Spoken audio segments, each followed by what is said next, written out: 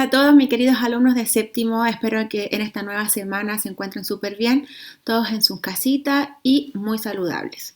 Yo los sigo extrañando, pero para eso tenemos que seguirnos cuidando y así vamos a poder vernos pronto, ¿cierto? Bueno, en esta semana la cápsula se trata de fecundación.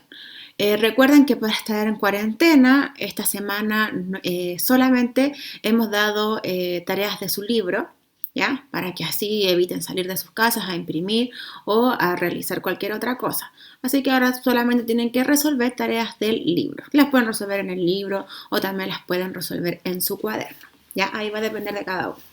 Entonces, lo que en biología el contenido que vamos a pasar es sobre la fecundación, ¿ya? Y ahora se lo vamos a ir explicando.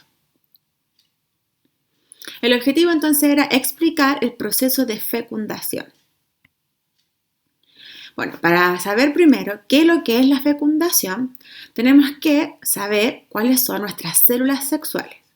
Nuestras células sexuales son, en los hombres, los espermatozoides.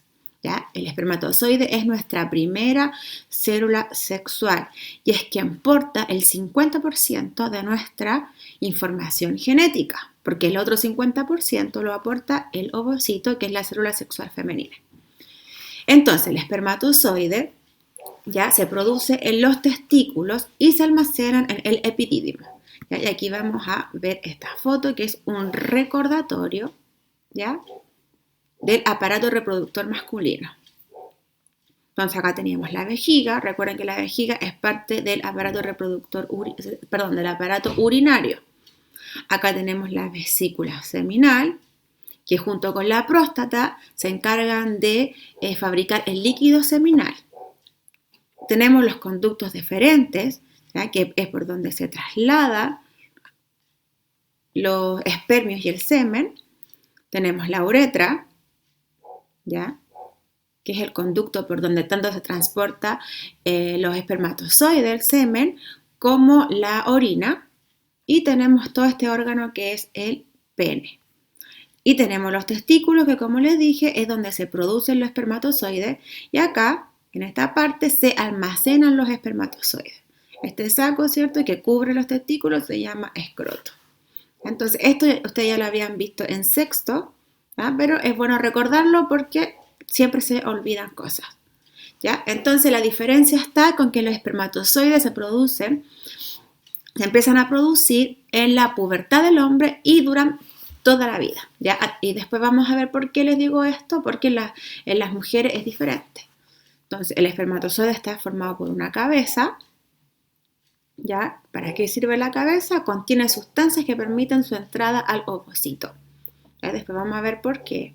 Está formada por un cuello que contiene sustancias que permiten el desplazamiento. Y después tenemos la cola, que también permite el desplazamiento de los espermatozoides. ¿Ya? Entonces aquí también está la crosoma, el núcleo, ADN, mitocondrias, pero eso no me interesa tanto que se lo aprendan, sino más bien que sepan que cada espermatozoide está formado por una cabeza, por un cuello y por una cola. Después tenemos el ovocito, que el ovocito es la célula sexual femenina.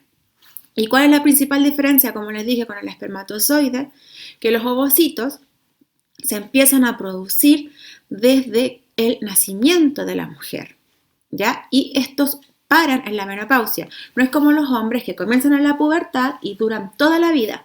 Las de los ovocitos femeninos, no, se empiezan a producir desde el nacimiento, pero se detienen en la menopausia, que la menopausia generalmente es sobre los 40, 50 años de la mujer, ¿ya? Y acá en este mapita les muestro.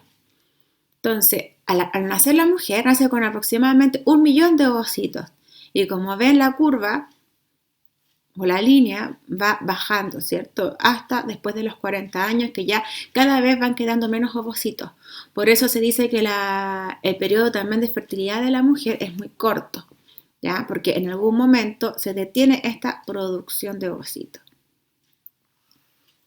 Entonces, el ovocito está formado por un núcleo también. Recuerden que esta es una célula. Está formado por una zona pelúcida, ¿ya?, que que hace la zona pelúcida, protege al ovocito, y una corona radiada, ¿ya? Toda esta corona radiada que también nutre al ovocito, ¿ya? Entonces acá tenemos el aparato reproductor femenino para que también lo fueran recordando. Esto lo vimos también en guías anteriores, que ustedes tenían que identificar las partes. Entonces el ovario, acá donde se producen los ovocitos, las trompas de falopio que trasladan el ovocito hacia el útero. Tenemos el útero. Recuerden que todo esto del útero tiene 3 capas, pero la más importante que tenemos que aprendernos es el endometrio, porque es la capa más interna del útero y después vamos a saber o a ver que tiene una parte fundamental en el ciclo menstrual. Tenemos el cuello uterino y la vagina, ¿cierto? Que es un conducto la vagina. Y aquí lo que me interesaba también que se enteraran, recuerden que el aparato reproductor femenino es diferente al aparato urinario en las mujeres. No es como en el hombre, que recuerden que la uretra que es un conducto que transporta espermatozoide y la orina. Acá no, la vagina transporta o es el conducto para transportar, ¿cierto?, el semen. Pero nosotras orinamos, el conducto, la uretra, está en otro orificio, ¿ya? No es el mismo, porque muchas mujeres creen que por aquí mismo sale la orina. No, ¿ya? Recuerden que la uretra es un conducto diferente en la mujer.